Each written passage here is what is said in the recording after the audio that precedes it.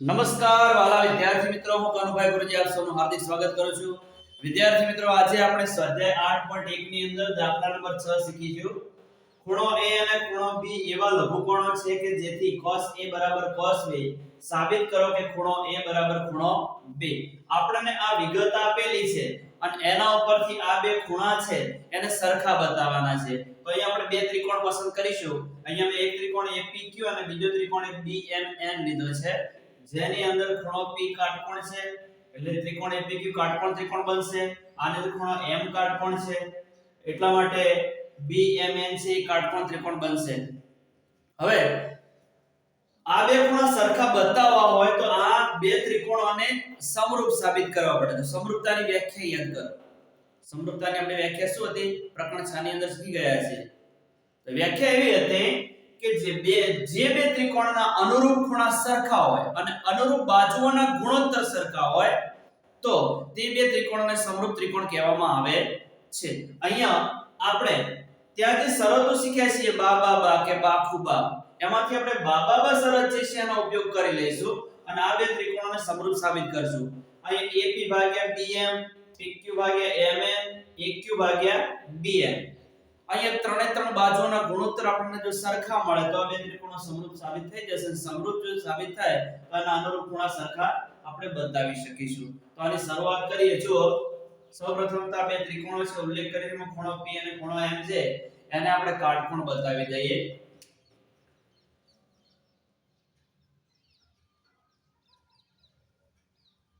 ધારો કે ત્રિકોણ APQ માં ખૂણો P બરાબર 90. ત્રિકોણ APQ છે આની અંદર ખૂણો P 90 એટલે ત્રિકોણ APQ કાટકોણ ત્રિકોણ બનશે. અને ત્રિકોણ BMN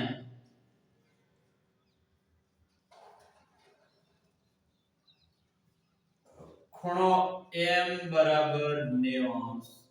તો આ ત્રિકોણ BMN જે છે કાટકોણ ત્રિકોણ થશે. હવે આ ગુણોત્તરો છે આપણા કાટકોણ ત્રિકોણ માટે ઉપયોગ કરીએ છીએ.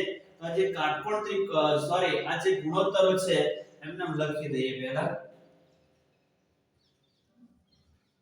cos A બરાબર cos B. તેથી હવે A નો cos એટલે A ની પાસેની બાજુ ભાગ્યા કર્ણ. તો ખૂણા A ની પાસેની બાજુ કઈ છે? AP ભાગ્યા કર્ણ AQ. એ જ પ્રમાણે ત્રિકોણ BMN ની અંદર cos B એટલે B નો cos એટલે B ની પાસેની બાજુ ભાગ્યા કર્ણ. cos એટલે પાસેની બાજુ. તો B ની પાસેની બાજુ કઈ છે? BM ભાગ્યા BM. BM ભાગ્યા BM. હવે આની અંદર આપણે પ્રકરણ 6 ની અંદર મેં તમને એકાંતર પ્રમાણનો નિયમ શીખવાડવાનો ઉપયોગ કરીએ. AQ અહીંયા ભાગાકારમાં છે, જમણી બાજુ એટલે અહીંયા અંશમાં ગુણાકારમાં જતા રહેશે. અને BM જે છે ગુણાકારમાં છે, ભાગાકારમાં જશે. તો એને ખસેડી દઈએ. અહીંયા BM છે અને આના છેદમાં લાવી દો. તો AP ભાગ્યા BM બરાબર AQ ને અહીંયા અંશમાં લઈ જાઓ. તો AQ અંશમાં જશે, BN એમના એમ રાખવાના છે. તો અહીંયા જો વિદ્યાર્થી મિત્રો AP ની અનુરૂપ બાજુ BM બની ગઈ. AP ભાગ્યા BM મળી ગયા છે. અને AQ ની અનુરૂપ બાજુ આ જે કર્ણ BN છે AQ ભાગ્યા BN આપણને મળી ગયા છે. તો બે બાજુઓ તો આના આધારે જે વિગત આપી છે આના આધારે જ આપણને એના ગુણોત્તર સરખા મળી ગયા છે. આપણે એક જ હવે ત્રીજો ગુણોત્તર જે છે PQ ભાગ્યા MN છે એને આપણે આના જેટલો બતાવવો પડે. હવે આના માટે આપણે એક કામ કરીએ, કે ધાર લઈએ. ધારો કે AP ભાગ્યા BM બરાબર AQ ભાગ્યા BM બરાબર K. અને અહીંયા જે K છે એક કે શૂન્યતર વાસ્તવિક સંખ્યા છે, અહીંયા કારણ લખી દઈએ, કારણ કે belongs to r minus છગડીયા કૌંસમાં 0. અહીંયા જે કે આપણે ધાર્યો છે શૂન્યતર વાસ્તવિક સંખ્યા, શૂન્ય સિવાયની વાસ્તવિક સંખ્યા છે. હવે આ બંને ap ભાગ્યા bm અને aq ભાગ્યા bn ને કે સાથે સરખાવી દઈએ.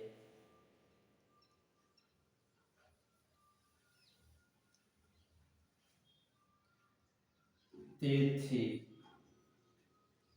ap ભાગ્યા bm બરાબર કે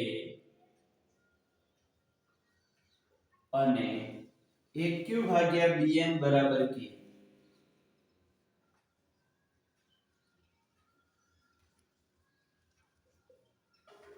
તેથી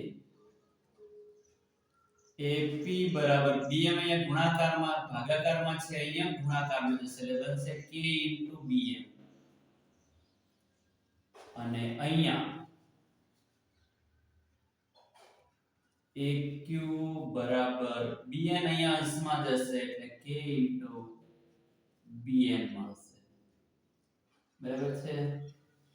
હવે ચાલો આપણે પાયથાગોરસના પ્રમેયનો ઉપયોગ કરી આમાંથી pq મેળવવા છે ને આમાંથી mn મેળવવા છે, અને આનો આપણે આની અંદર ઉપયોગ કરવો છે. કઈ રીતનો ઉપયોગ થશે જુઓ તો અહીંયા લખીએ પાયથાગોરસના પ્રમેય મુજબ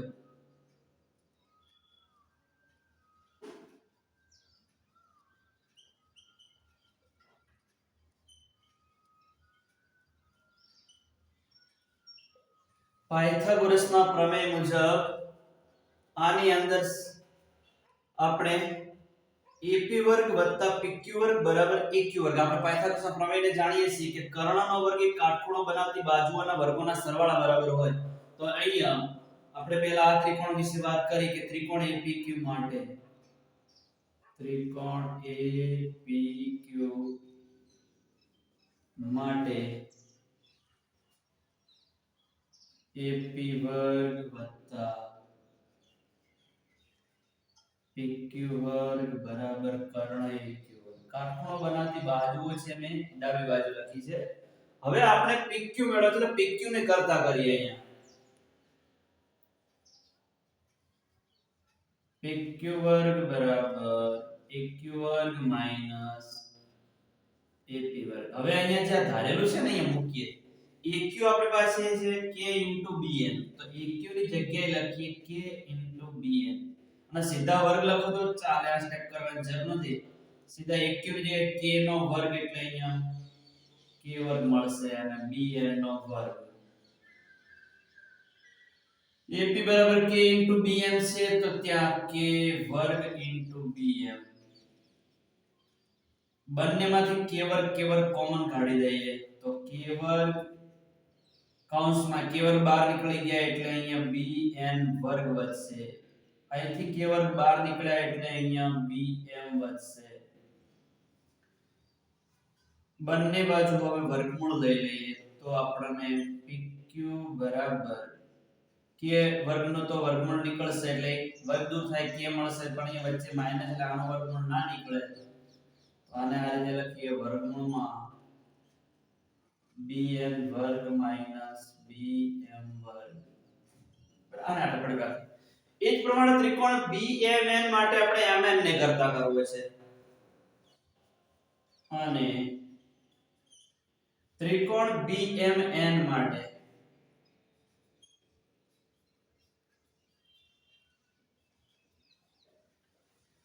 કાટખૂણો બનાવતી બાજુઓના વર્ગોનો સરવાળો બરાબર કર્ણ BN નો વર્ગ. કાટકોણ ત્રિકોણ BMN માટે bm વર્ગ વત્તા bn વર્ગ બરાબર કર્ણ bn વર્ગ.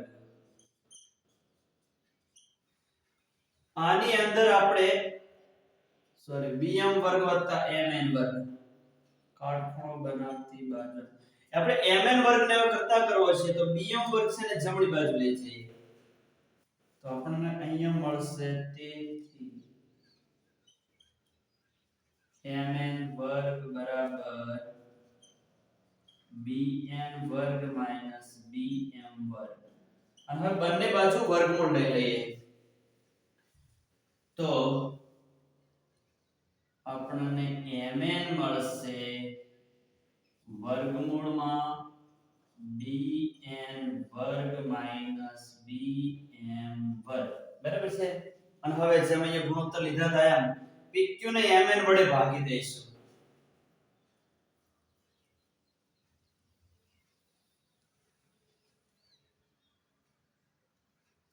તેથી pq ભાગ્યા m pq ભાગ્યા mn બરાબર ચલો pq આપણી પાસે કેટલા છે k વર્ગમાં bn વર્ગ માઈનસ bm વર્ગ k વર્ગમાં bm વર્ગ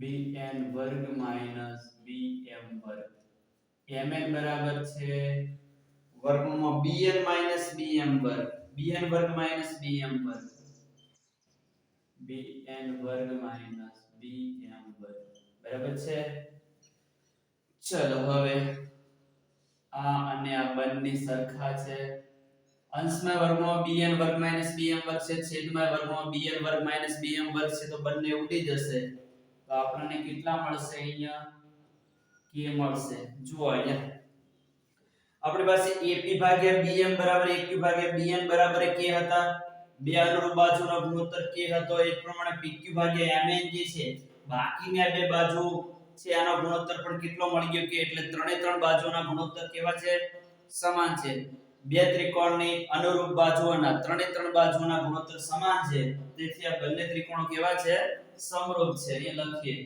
તેથી AP ભાગ્યા BM AP ભાગ્યા BM બરાબર AQ ભાગ્યા BM બરાબર ના છેલ્લે મેળવ્યા PQ ભાગ્યા MN ઓકે AP ભાગ્યા BM PQ ભાગ્યા MN AQ ભાગ્યા BN ત્રણે ત્રણ ગુણોત્તર સરખા મળ્યા છે તો અહીં લખી શકીશું તેથી ત્રિકોણ APQ સમરૂપ ત્રિકોણ BMN કઈ શરત પ્રમાણે સાબિત કર્યું આપણે બાજુ બાજુ અને બાજુ તેથી ખૂણો A બરાબર ખૂણો B બરાબર એ પહેલો ખૂણો A છે અહીંયા પહેલો ખૂણો B છે તો પહેલા અક્ષર સમાન પહેલા અનુરૂપ ખૂણાઓ સરખા હોય તો અહીંયા અનુરૂપ ખૂણા કેવા થઈ જશે સમાન થઈ જશે બરાબર વિદ્યાર્થી મિત્રો તો આ દાખલો આ રીતે ગણી શકાય જો ખબર ના પડે તો વિડિયો છે ને ફરી જોજો અને શીખવાનો પ્રયત્ન કરજો વિદ્યાર્થી મિત્રો આની આગળના દાખલાને થિયરી જોવા માટે આ પ્રકારનું પ્લેલિસ્ટ બનાવેલું છે તો એની અંદર જઈ અને દાખલા અને થિયરી શીખવાનો પ્રયત્ન કરજો થેન્ક યુ વેરી મચ ખૂબ ધન્યવાદ જય મા સરસ્વતી